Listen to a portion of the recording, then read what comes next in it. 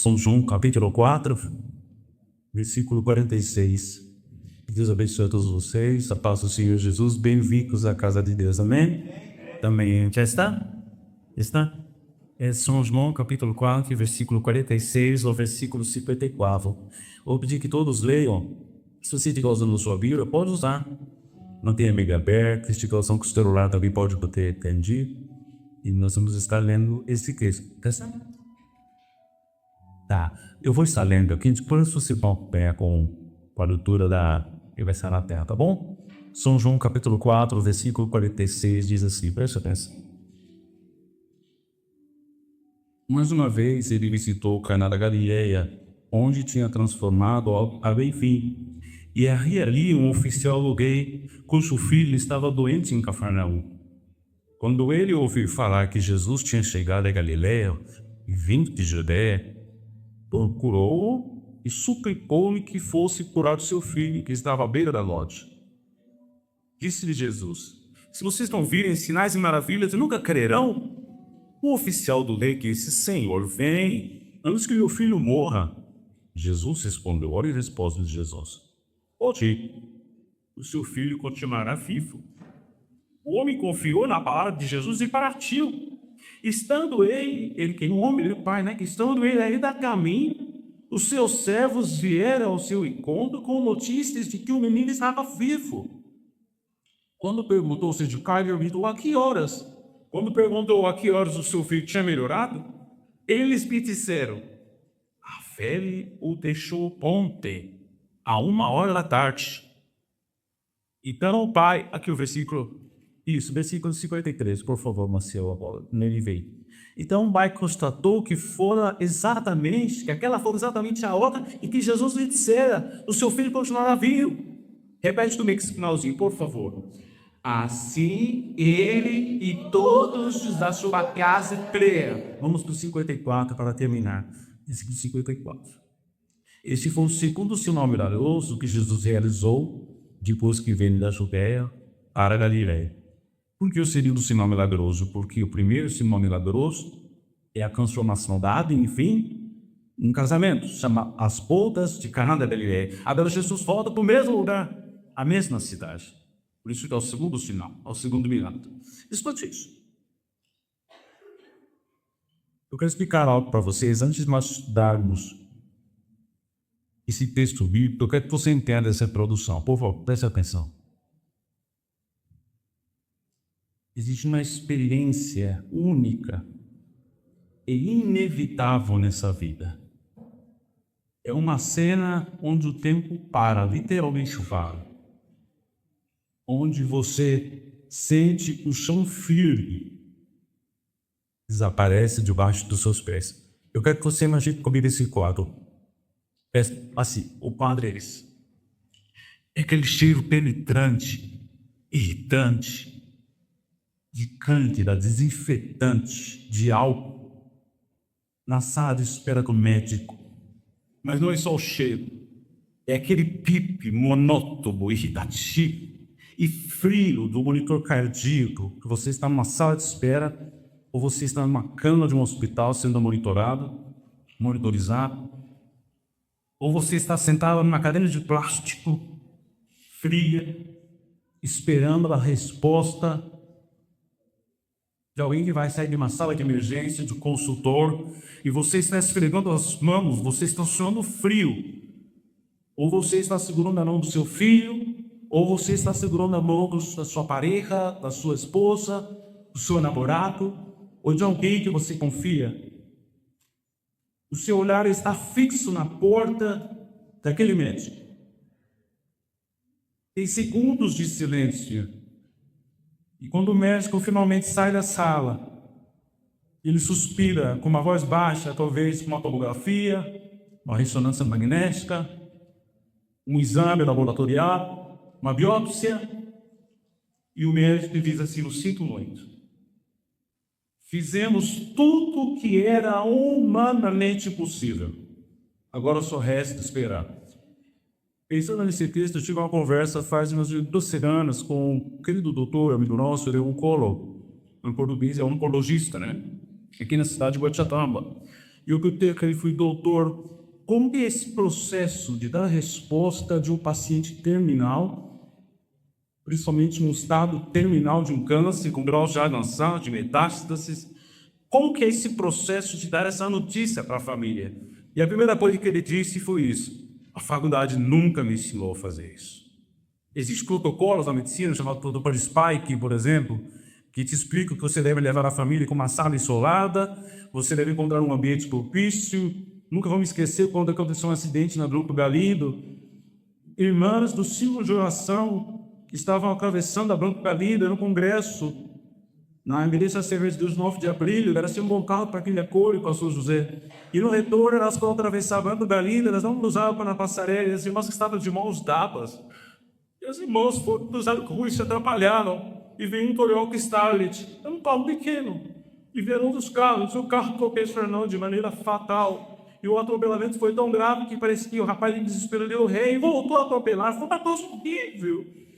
Nós estávamos num congresso e eu me lembro do doutor, um dos doutores que estava nesse congresso da igreja, nunca me esqueço, não preciso citar o nome, mas eu lembro que ele também é um oncologista, ele chegou perto do filho, o filho em choque, o professor Monte já estava morto. Eu cheguei na morte, eu cheguei no ML, lá verificando o corpo, com os irmãos fomos lá fazendo a verificação. E eu me lembro que quando voltamos para a igreja, o menino estava sentado numa cadeira. Eu tenho essa imagem gravada na mente até hoje. O menino sentado numa cadeira, um jovem, adolescente, e o doutor se aproximou, se ajoelhou perto dele e disse: filho, o que você sabe? Todo mundo saiu, silêncio, o doutor sabia como lidar com a situação. Ele marcou, e o doutor começou a conversar com ele. O rapaz não entendeu o processo do luto, da morte, fora do jogo bíblico. Sabe isso que dói mais nessa história, quando nós vamos estar compartilhando? É nós pensarmos de que nós temos o governo da nossa vida. Por quê? Porque todo o processo da vida, nós tratamos de cuidar do nosso corpo, nós nos esforçamos para comer de forma saudável, trabalhamos duro, poupamos dinheiro, planejamos o futuro, e nós queremos ter o controle da situação, e não queremos que a morte chegue, que a enfermidade chegue.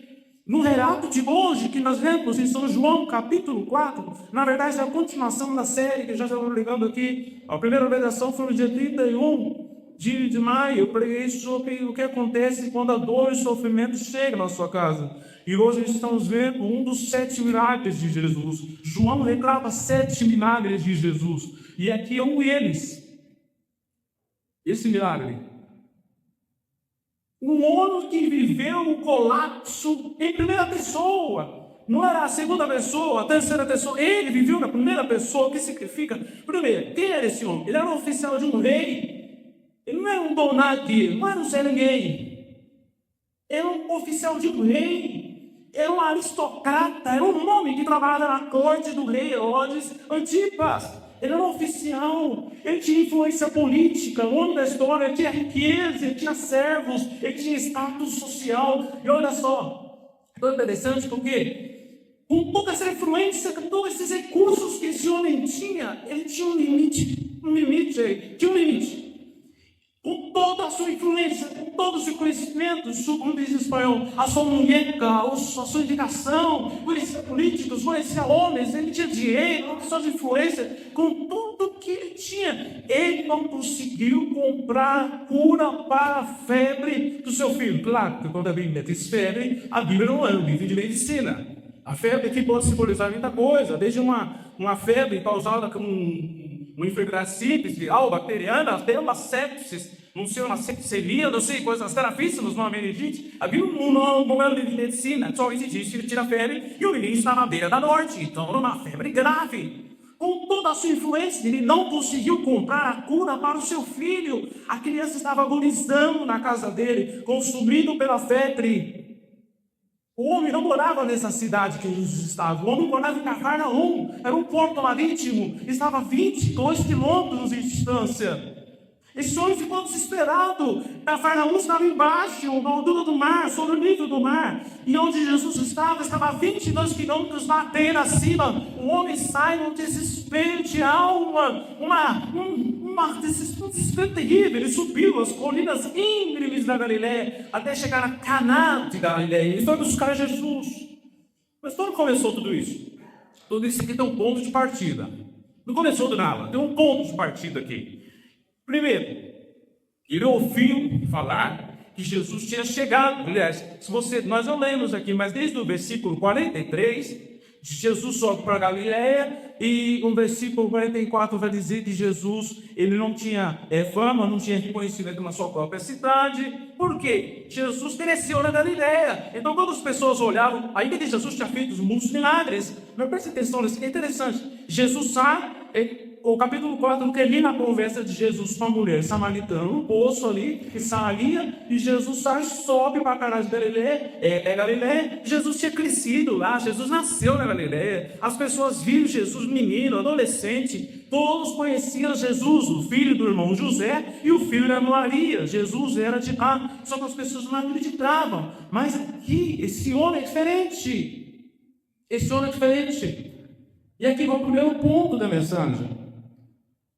A fé real, a fé, nós vamos falar sobre isso daqui a pouco, mais sobre fé. A fé verdadeira, ela começa da mente.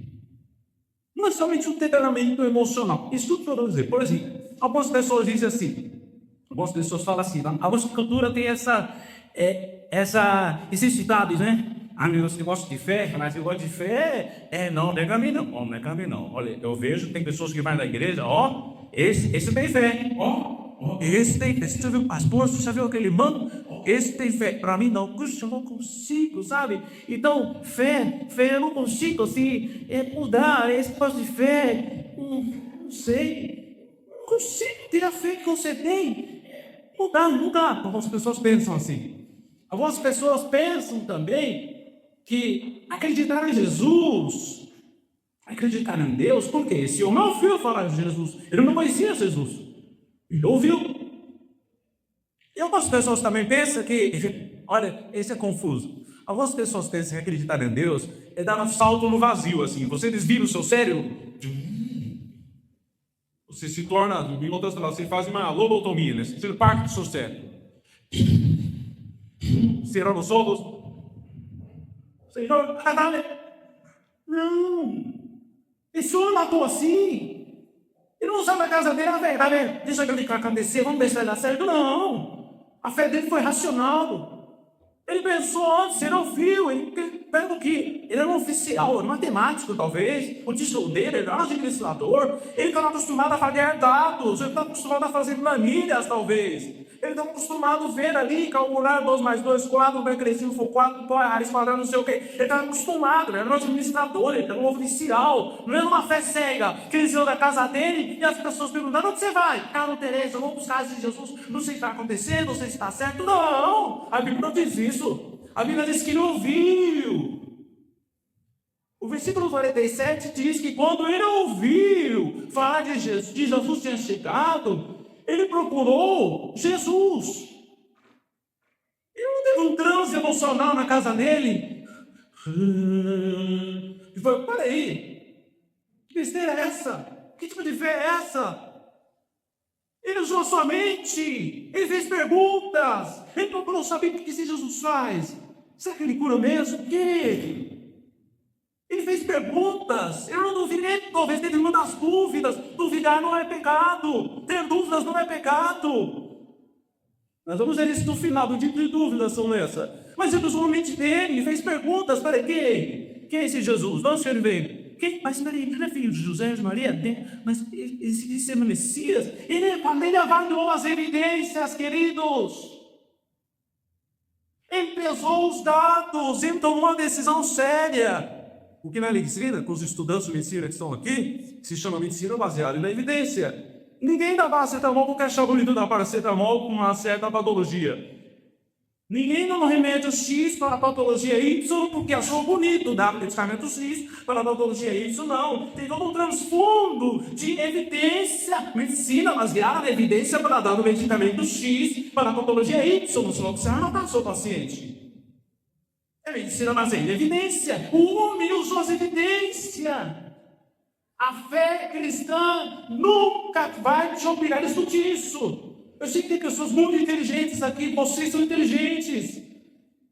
A fé cristã nunca vai exigir que você apague o seu cérebro e nunca faça perguntas. Creia sem duvidar. Creia, não haga perguntas. Creia, não faça perguntas. Vamos lá. Parece criança em casa, né? A criança, você fala, filho, não faz isso. Por quê, pai? Por que não? Eu estou falando. Por que não? Por que não? Sempre a resposta vai ser, por que não? Por que eu não posso fazer isso? Por que não? Peraí, a fé cristã não é assim. A fé cristã não significa uma credulidade, uma crença cega. Significa confiança baseada em evidência. Para terminar essa parte, a fé não é o oposto da razão, queridos. Jovens, queridos, a fé não é o oposto da razão. Pelo contrário, é o fruto de uma razão bem dirigida. Não vamos falar sobre isso agora. Pensa, não vou entrar em detalhes, mas pensa comigo, né? Dom Lucas, o camarada escreveu 2 livros da Bíblia. Escreveu o Evangelho de Lucas e escreveu Atos dos Apóstolos. Você já viu o versículo 1 do capítulo 1 de Lucas? Lucas atlético, de uma formação acadêmica galera. Ele escreve no capítulo 1, nos primeiros versículos, que depois de analisar todas as coisas, para ver, para o que está falando, para ver se era assim mesmo, eu decidi escrever essas coisas. Ele escreveu toda a informação, ele investigou, ele escreveu todas as informações. Querido Teófilo, eu tenho aqui as informações, evidências. Lucas não acordou no outro dia, depois de um trânsito, uma loucura, escreveu. Não, ele investigou, ele buscou, ele conversou com os apóstolos, porque Lucas não era discípulo de Jesus. Lucas conversou com os apóstolos, ele buscou evidências. Buscou ver onde Jesus tinha sido crucificado, buscou ver a tumba onde estava vazia. O camarada está escrevendo aqui, escrevendo, e depois ele escreve Lucas e escreve em Atos dos Apóstolos. Essa é a primeira parte. A parte é sua fé é real, começa aqui, na mente. Não é somente um quebramento emocional, algo emocional, não. É uma fé de razão, de evidências, de provas. Eu estou falando aqui assim, prova de Deus existe para que eu possa crer nele. Não essa ponteria do darwinismo, do ateísmo, do Dawkins, de Fischer. Hawking, não é isso que eu estou falando. Não vou ficar nesse tempo agora. Mas é aquela fé que esse homem tinha, buscou evidência. Agora ele dá um segundo passo. Da informação que ele tinha, ele partiu para uma confiança pessoal. Ele não ficou só na informação, porque tem pessoas que ficam só lendo. Que legal, mano, eu vi a Bíblia, puxa, toque. Gostei da Bíblia, hein? Olha, umas histórias aqui, cara. Oi, pastor, pera, essas músicas, tá hora. A pessoa se emociona, né? Não sai daí, não. A fé dá o segundo passo. Aqui o passo ele passou uma confiança agora. É interessante que no versículo 49, no versículo 50, o oficial diz assim, Senhor, o oficial, né? Na vida de Jesus, né? Vem, antes que meu filho morre. E Jesus respondeu, pode ir. Teu filho continuará vivo. Um homem confiou na palavra de Jesus e partiu. Peraí, tem uma coisa aqui, um pouco estranha, presta atenção.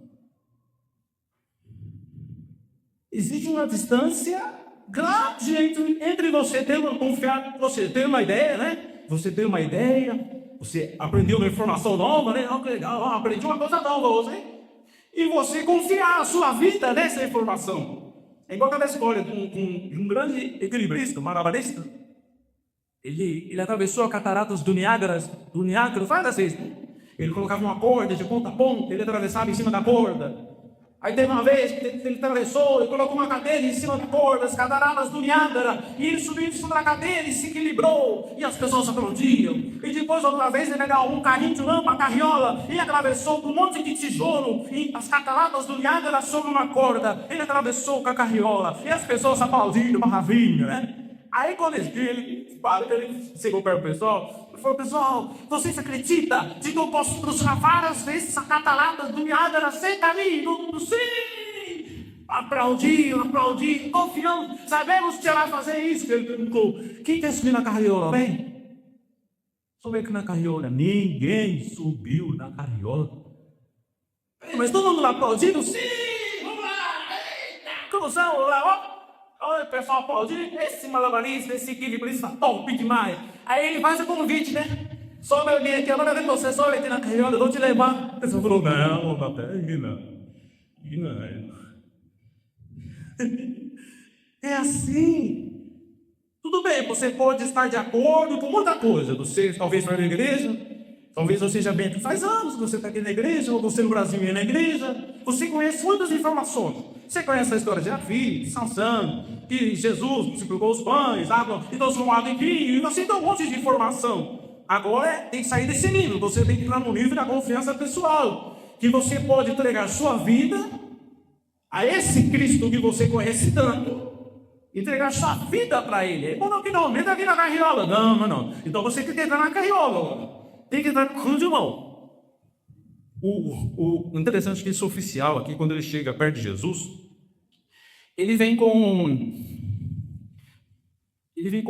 uma escadinha, com 2 degraus, para chegar para cima para falar com Jesus. Olha isso que eu falou para você. O primeiro degrau que ele fala está no versículo 49. Olha o versículo 49. Tá aí com você, o versículo 49. Olha que legal. O oficial do rei disse, Senhor, vem antes que meu filho morra. Ok. Então, ele tinha ele era um homem de patente, uma pessoa importante. Né? Então, ele queria ter o controle da situação. Ele tentou falar para Jesus, vamos. Não cai, não gritou, por favor, vamos. Ele disse, vamos. Ele foi buscar Jesus, então ele tinha o controle da situação ali.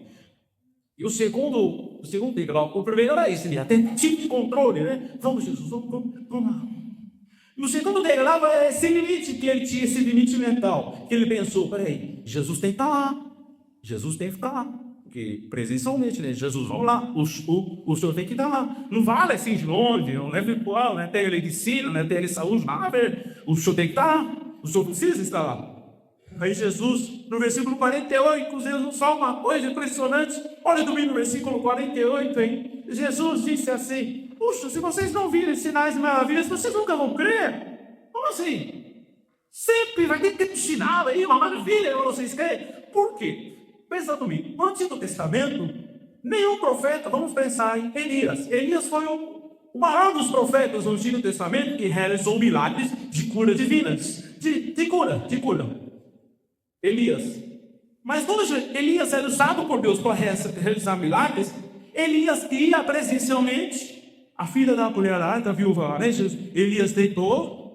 E uma vez eu me lembro, só um parênteses aqui, eu participei do. Eu lembro que tinha na internet esse negócio tem um concurso chamado PAUS, é o suporte avançado em pediatria. E eles diziam que os socorristas, sabe que legal? O pessoal da área da saúde, presta atenção aí. Os socorristas que gostam de cuidar de criança, dizem que era como Elias. Eles estão lá, eles têm que fazer respiração boca a boca na criança, têm que fazer massagem. Cara, vamos lá, foi uma ilustração, por quê? Elias foi e deitou em cima do menino, e o menino ressuscitou. Nunca ninguém no Antigo Testamento tinha ressuscitado, tinha feito milagre à distância. Por isso que o nome falou, vamos lá, Jesus, vamos lá. Uma sabia que Jesus podia fazer milagre, mas Jesus tinha que estar lá, presencialmente, de carne-os.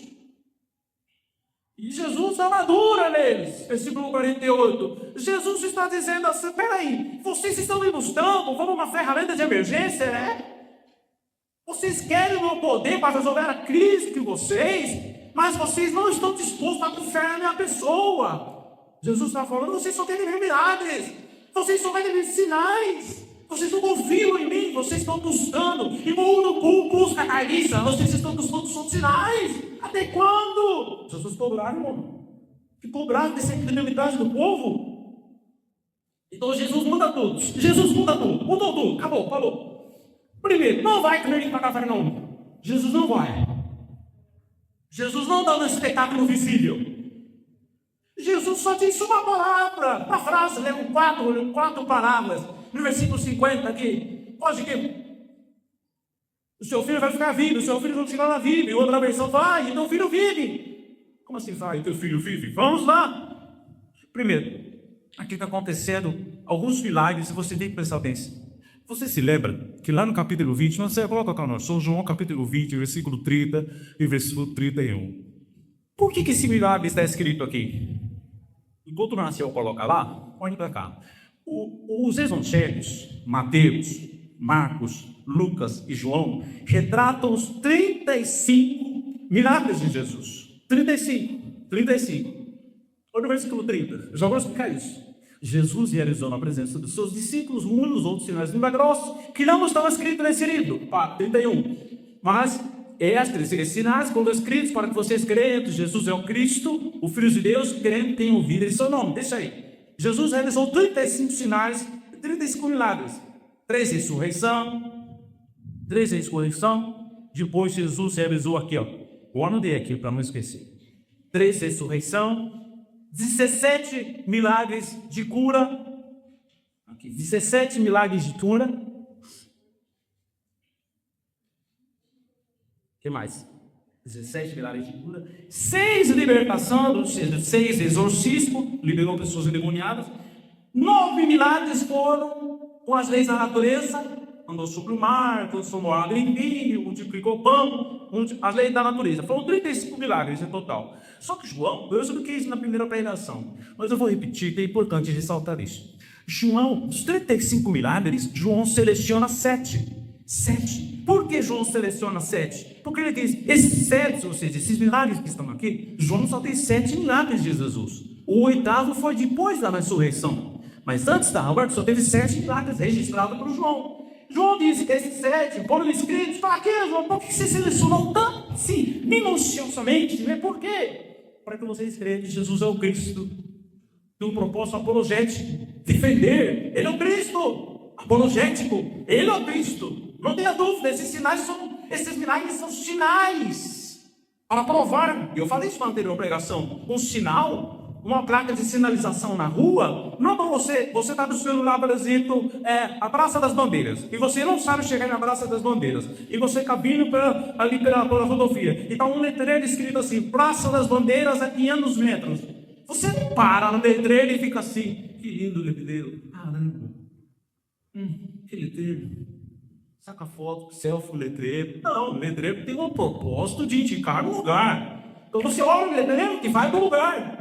Os sinais aqui, que foi pregado na primeira mensagem, tem um propósito de mostrar que Jesus é o Cristo. Ponto final. Eu não creio. Não pergunto sempre, porque está aí a prova, apologética, as evidências aí. Isso aqui, só o quê? E o segundo, evangelístico. Quando você crê nisso, de Jesus é o Filho de Deus, você vai ter vida. Não é que é vida, é vida eterna. É uma vida com V maiúsculo, vida eterna. Uma vida plena. Eu vim para que tenham vida e tenham com abundância. Então, os propósitos dos sinais, os propósitos é esse. Então, aí você pergunta, mas para ouvir. Como fica a questão desse pai agora? Qual é o propósito, então, de ter sido escrito esse milagre? Porque esse pai está crendo. O pai está saindo do nível de uma fé racional para uma fé confiante. De uma fé racional, baseada em evidência, para uma fé confiante. Quando Jesus disse, vai embora, o pai teve que escolher. Ou eles ficavam e tentavam insistir com Jesus. Não, só que tem que ir. Não, pode parar. Não é assim não. Não é assim não. Vamos com Jesus. Já dava ordem. Então o pai tinha duas escolhas. Ou ele ficava insistindo. Ou ele confiava nessa única palavra de Jesus. E é interessante porque ele diz que ele confiou. O homem confiou. Versículo 50. O homem confiou na palavra de Jesus e partiu. Da fé racional, da fé das evidências, ele partiu na confiança. Ele foi. Ele deu meia volta. 22 quilômetros para voltar para a casa dele. Ladeira abaixo. Por isso que ele disse para Jesus, desce comigo, vamos. 22, ele subiu 22 quilômetros e agora ele vai descer 22 quilômetros. Aí, olha só, deixa eu procurar aqui. Eu escrevi um ponto aqui, que é bem delicado esse assunto, mas eu quero que você preste atenção. Eu vou dizer para você qual é o meio, porque eu vou dizer qual é o errado, depois eu vou dizer qual é o certo, tá? Qual é o meio errado de pregar nesse texto? Vamos começar pelo errado, pelo equivocado. Como que eu poderia pregar essa palavra aqui? Olha só, primeiro, o tema da minha mensagem poderia ser: visualizou a cura e decretou a caminho de casa. Isso poderia ser o tema da mensagem. Visualizou a cura e decretou no caminho de casa. Olha que bonita a pregação. Olha que bonita. Seria assim, mais ou menos. Ele disse, esse homem, irmãos, olha a maneira errada de pregar. Esse homem aqui, a fé dele era tanta. A fé dele era tanto, porque ele está lá com Jesus, ele está vendo o ferimento curado, ó, ele está tomando posse aqui. Eu declaro, ó aqui, essa força mágica interna que ele tinha.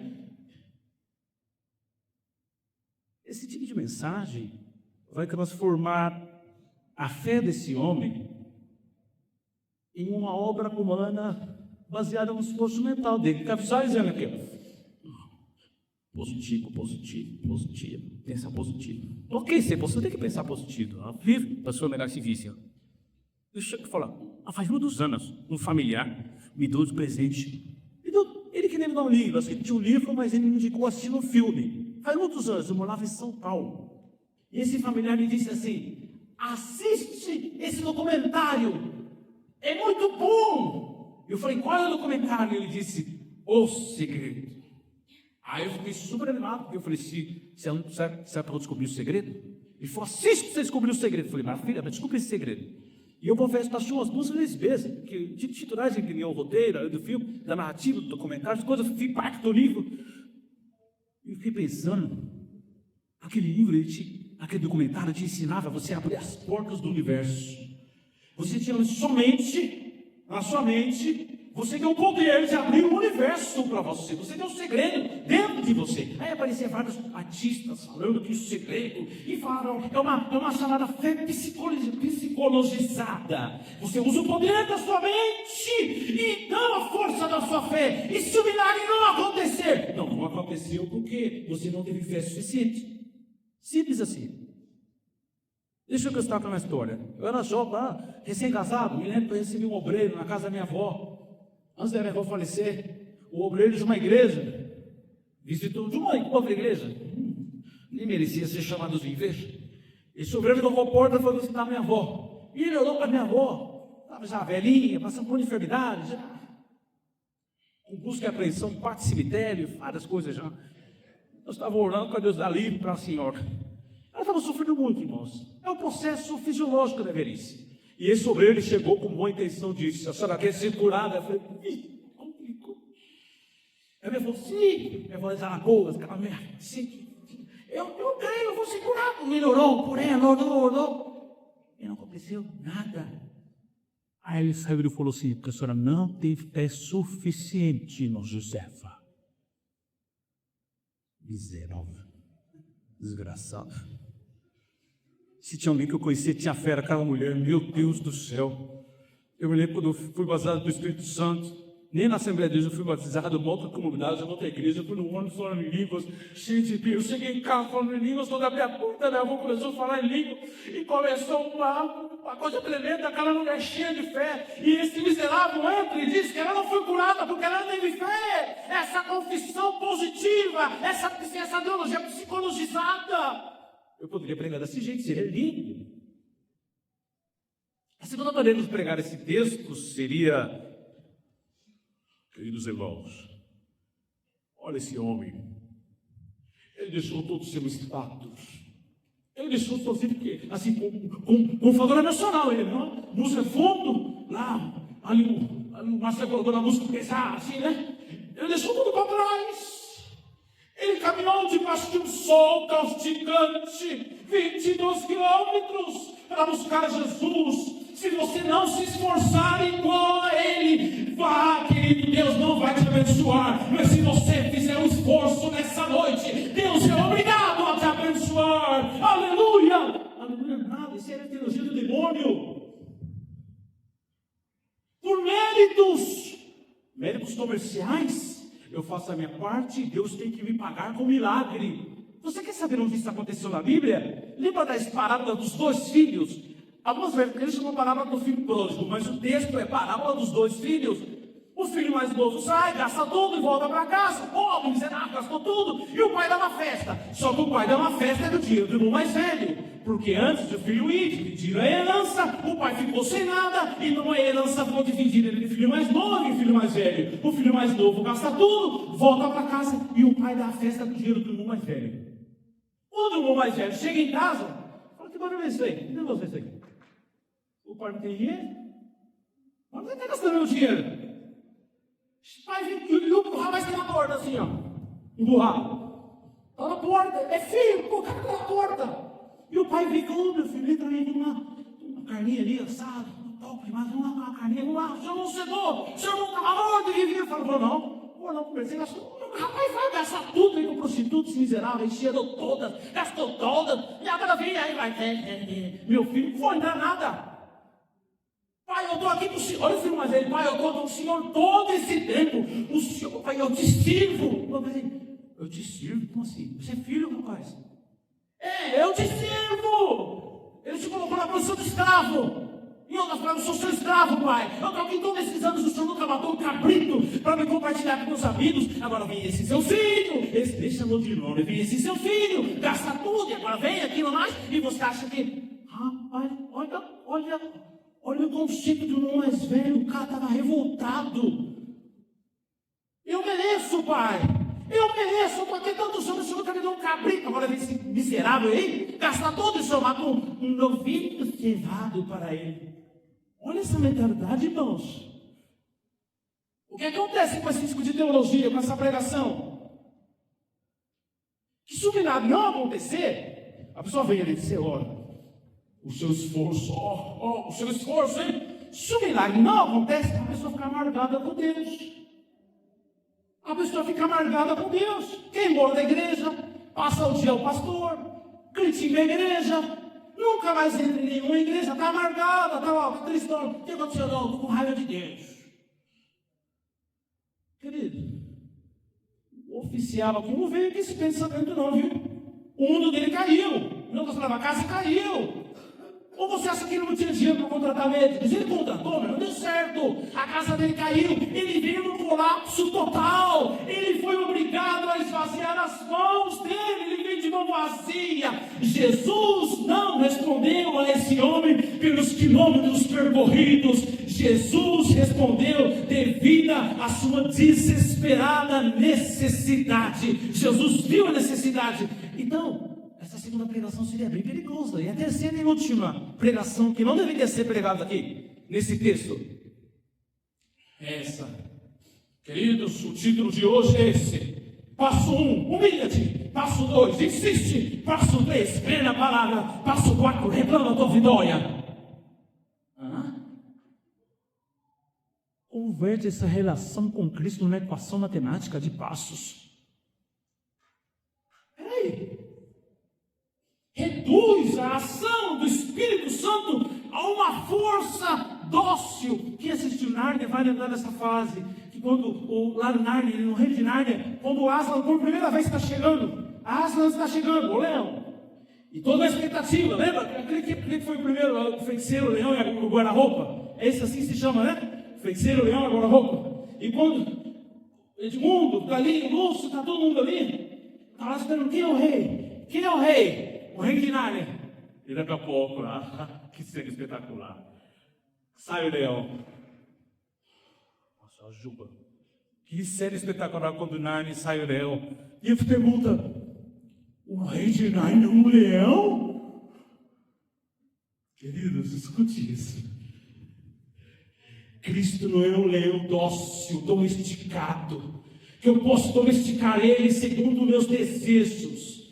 Ele é um leão poderoso. Lá no final de Nárnia, quando está tudo terminando, depois que a rocha vende, ele era ressuscitado. É uma simbologia cristã tremenda. C.S. Lewis é uma bênção. C.S. Lewis, e o leão ressuscita e volta para a guerra. E quando o leão ruge, os inimigos são derrotados. C.S. Lewis, o cristão britânico, está dizendo que o leão, que é Cristo, não pode ser domesticado por ninguém. Ele é rei, ele é soberano. Então eu não posso vir aqui e dar 4 passos para você e faça isso, porque, olha, Jesus tem que atuar dessa maneira. Jesus, vamos. Jesus disse, eu não vou. Jesus, vamos. Não, eu não vou.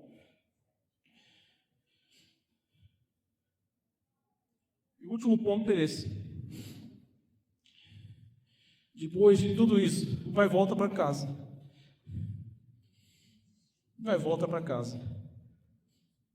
O versículo 52 e o versículo 53 fala isso. Coloca para nós iniciar. 51 assim, por favor, querido. Leia comigo, por favor. Estando ele ali a caminho, os seus servos vieram ao seu encontro por notícia de que o menino estava vivo. Versículo 52, por favor. 52. Quando perguntou a que horas o filho tinha melhorado, eles lhe disseram: a febre o deixou ontem. Olha isso. Enquanto o oficial está voltando para Cafarnaum, 22 quilômetros, está descendo. Os servos vêm. Ele pergunta: mas Senhor, você viu que é nada? Mas que horas aconteceu isso? Outras versões, como a João Ferreira de Almeida, diz a hora 7ª. É 1h da tarde. No instante que Jesus falou, a 22 quilômetros de distância. Lembra que eu falei para você que no Antigo Testamento nenhum profeta curou a distância? Nenhum profeta. Primeira vez aqui. Então, primeiro, eu achei muito interessante isso que eu vou falar agora. Presta atenção. Se Jesus fizesse para você assim, olha, a 1h da tarde, ok? Jesus falasse assim: olha, o teu filho vai ser curado, ou seu pai, ou sua mãe, ou familiar, olha só, vai ser curado. Você ficaria no meio do caminho, você encontraria nesse retorno para casa, você buscaria um alojamento para dormir e só chegar na sua casa no dia seguinte? Ou você correria sem parar para ver seu filho? Com certeza. Você não é na hora do caminho, porque essa noite eu vou dormir aqui. Estou voltando para cá, cansado. Você estava chegando de noite, um alojamento de baratinho, né? Vamos lá, Wi-Fi, Netflix, algumas coisas. Eu vou ficar nesse alojamento aqui. Eu não vou voltar para sua casa, não. Eu vou ficar aqui. Amanhã eu volto. Por quê? Se o milagre acontecer com 1h da tarde do dia anterior, e a distância para percorrer era só de algumas horas, por que só recomeçou no dia seguinte? Significa que quando esse homem creu na palavra, e olha só, ele saiu da fé racional para a fé confiante. Quando ele creu nas palavras de Jesus, o seu pânico interior se apagou. Já não teve pressa. Ele pôde passar a noite tranquilo na estrada. O que os autores, os comentaristas vão dizer que ele experimentou um perfeito Shabbat, um perfeito sábado. Sábado significa descanso, tá? O perfeito descanso na sua alma, o desespero do seu coração acabou. Eu vou contar uma história para vocês entenderem essa parte. Essa história é de um pastor em Nova York, que está vivo. Pastor Jim Cymbala. Jim Cymbala é o pastor do tabernáculo Brooklyn. É a igreja do tabernáculo em Nova York. Pastor Jim Cymbala. O pastor Jim Cymbala, ele viu que a filha dele, Chrissy, se afastou. Ele sendo pastor, ele é esposo. Ela dirige o coral, uma senhora muito animada, e ele é pastor. Chrissy, a filha, se afastava do evangelho de maneira silenciosa, filha de pastor, até se rebelar por completo, se rebelou. Ela abandonou a casa dela, ela se submergiu numa vida de pecado e montanismo nas ruas de Nova York. Os seus pais choravam e sofreram durante anos, mas ela parecia completamente insensível. Escute isso, era uma terça-feira de oração na igreja. Uma irmã, na oração, sentiu do Espírito Santo interromper o culto e disse: Pastor Jim, hoje a igreja inteira... Ela falou: para tudo. Pastor, hoje a igreja inteira tem que levantar o clamor pela sua filha Chrissy. Irmão, a igreja se transformou numa verdadeira sala de parto espiritual. Todos orando incessante por Chrissy. Não houve orações mecânicas, houve gemidos, lágrimas e uma agonia intercessora pedindo a graça soberana de Deus.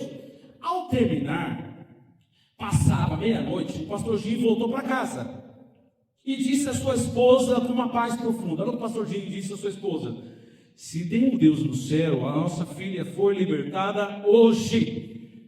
Na manhã seguinte soou a campainha da porta. Então, ao abri-la, Jim encontrou sua filha Chrissy de joelhos, presta atenção, chorando quebrantada. Chrissy se abraçou aos seus pés e perguntou: papai, o que ocorreu ontem à noite às 11h30? Ontem à noite às 11h30, a essa hora, papai, no meu quarto eu fui rodeada por uma convicção de pecado tão profunda que caí aos pés de Jesus, entregando-lhe minha vida. Ontem, 11h30, Jesus não tem limites. Ele pode salvar a filha de um pastor, e Ele pode curar a febre de uma criança a 22 quilômetros de distância. Mas por que tudo isso é possível? Por que tudo isso é possível? Porque Jesus é um mago? É um mágico? É um camarada que tem muitos poderes? Não. Entenda por que tudo isso aconteceu. Eu preciso que você entenda. Mesmo que você talvez não guarde todas as informações dessa mensagem, mas eu preciso que você entenda isso agora. Isso é crucial. O oficial, ele voltou para sua casa, ele abraçou o seu filho vivo. O seu filho se salvou da morte, mas foi temporal. Anos depois, aquele menino morreu. Não sabemos quantos anos. Mas séculos mais tarde, aqui, por favor, olha para cá todos, por favor. Da porta aqui, por favor. Eu preciso que você guarde isso no seu coração. Séculos mais tarde, na hora novena, numa sexta-feira escura, Deus o Pai Celestial, Ele viu morrer o seu filho em uma cruz de madeira. O oficial voltou para casa e o filho não estava morto. Mas séculos depois, algum tempo depois, não foram séculos, foram algum tempo depois, o Pai Celestial viu o seu filho morrer na cruz. Jesus, Ele inclinou a sua cabeça, Ele sofreu. Escute, o oficial do rei não perdeu o seu filho, porque Jesus salvou o menino. Mas naquele instante, Deus o Pai se dispôs a entregar o filho dele na cruz. Vou voltar a repetir. Naquele instante, o pai voltou para casa, o filho não estava morto. Mas na cruz, Deus viu o seu filho sendo morto. Queridos, escute isso. O cristianismo é a única certeza, é a única fé na história humana,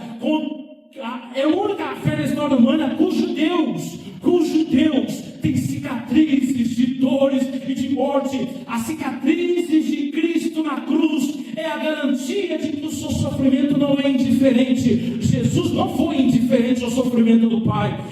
Jesus, Ele incrustou o nosso sofrimento. Ele sofreu, Ele não nos abandonou, jamais nos abandonará. Aquele milagre daquele homem que saiu de uma fé racional, informativa, de uma fé confiante que Jesus ia curar. Agora a Bíblia diz que quando ele está chegando na casa dele, olha aí, Marcia, coloca para nós o 57, por favor. Então o pai constatou que aquela hora, exatamente a hora que Jesus lhe dissera, o seu filho continuará vivo. Assim creram ele e todos os da sua casa, de uma fé racional para uma fé confiante na cura, para uma fé salvadora. O homem passou a acreditar em Jesus para a salvação, para a vida eterna. Por isso que João capítulo 20 versículo 31 disse que essas coisas, que coisa? Essa daqui, Jesus cura o filho de um oficial. Essas coisas estão escritas para que você creia que Jesus é o Cristo, e você crendo nele, você tem a vida. O homem agora saiu dessa fé inteligente, dessa fé confiante, e foi para uma fé salvadora. Essa é a verdade do Evangelho, passo a passo, como dizem que eu saparia, cada dia, cada instante, vai descendo na fé. Por quê? Eu estava sentado na minha casa, na sala, a Esmeralda estava estudando para os exames, e do nada a Esmeralda fez uma pergunta, disse: pai, como é que eu posso saber se o cristianismo, se Jesus é de verdade? Como é que você tem certeza, pai, que Jesus é de verdade? Quase eu falei: cala a boca, menino, à vontade, então, porque tem umas perguntas assim, você tem que acreditar, menino. Peraí, você está pensando? Não, ela perguntou uma pergunta interessante: como é que eu sei que Jesus é de verdade, que o cristianismo é verdadeiro? Eu falei: ixi. Aí ela fez outra pergunta que gerou minha resposta. Ela falou: pai, como que eu faço para ter a fé que o senhor tem assim? Eu pude aproveitar e falar: filha, se comporta bem na escola, garota, tira boas notas, obedeça a sua mãe, miserável. Vamos lá. Aquela moral lá, aquela moralidade, né? A lista aqui do bolso. Filha, que você tem essa fé, olha só, vai para a igreja. Vai lá, aquela lista, né? Seria tão fácil, seria fácil, não seria? Mas não foi assim que Jesus fez, e nunca fará. Eu falei, filha, a fé é por etapa. Hoje o que você sabe é suficiente para alimentar você nesse instante. Vai chegar alguns anos que você vai aprender mais. E você vai crescendo. E você vai aprendendo. Hoje o que você sabe é suficiente para a salvação. Ele se contentou com a resposta. Sabe por quê? Porque é simples assim. Passo a passo. Vai crescendo. Vai crescendo. E aqui agora eu quero, nessa conclusão, eu quero fazer uma aplicação. Você que entrou aqui, e você tem muitas dúvidas. Eu sei que você tem dúvidas. E você fica até com vergonha, né? Até com vergonha. Eu gosto muito assim, de que as pessoas fazem perguntas, diz que não tem tonto, não existe perguntas tontas. Existe tonto por não perguntar, né? Dessa frase, não existe perguntas tontas, existe tonto por não perguntar. Então, agora você entrou, você tem muitas dúvidas. Você está na igreja, você está aqui, você é crente, mas você tem um monte de dúvida lá na igreja. Você fala, mas isso não é assim mesmo. E se sair, não sei, se não der certo esse negócio aí? E será que é isso mesmo? Queridos, não tenha medo de fazer perguntas honestas aqui, ele não tenha medo. Ninguém pega por fazer perguntas. Lembra comigo? Zacarias está lá no templo. Aparece o anjo. Você gostou do efeito visual? IA com um monte de coisa. Chat GPT com um monte de coisa que eles viram. O anjo aparece. Zacarias! Isabel, sua mulher vai ficar grávida. Ele falou, o anjo, você se equivocou, hein? Isabel, fala sério. Isabel vai ficar grávida. O anjo fala, Senhor, por que você duvidou? Você vai ficar sem falar até o dia que o bebê nascer. Ele podia ter morrido, mas o anjo só fechar um pouquinho. Aí Zacarias, Quando o bebê nasce, ele escreve na taguinha o nome do bebê, João. Aí ele volta a falar. Mas ele duvidou, não morreu. Maria, a mãe de Jesus, a irmã Maria. O anjo aparece para a irmã Maria. Diz, você vai ficar grávida, vai estar incita do Espírito Santo. Maria fala, mas peraí, como assim?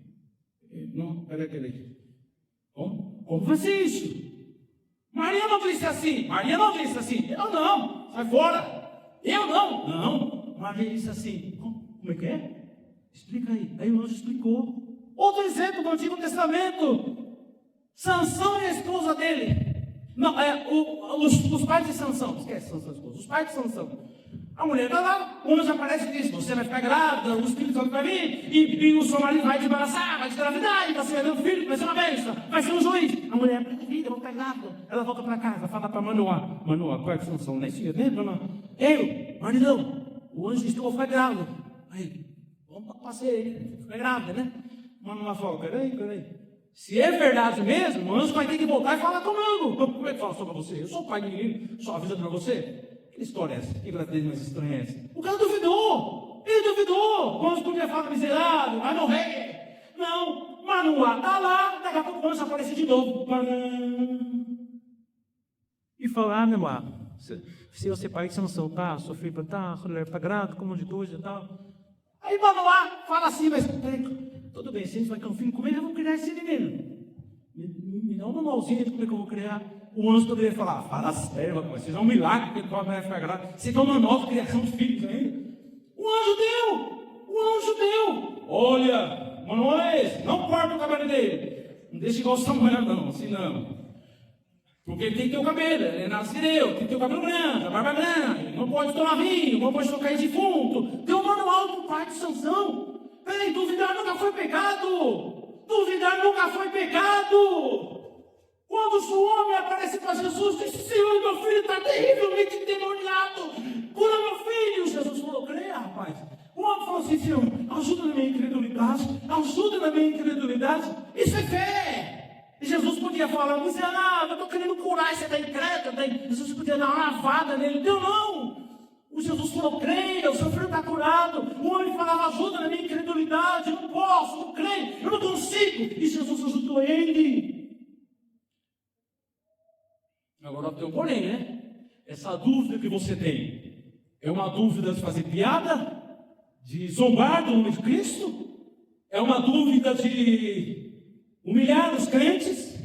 Você está perguntando coisas somente para envergonhar os cristãos? Ou você tem dúvidas reais? É aquela famosa pergunta, né? Na faculdade, todo mundo lá, e engraçadinho, fala, provar se Deus existe e todo mundo. É esse tipo de dúvida zombateira?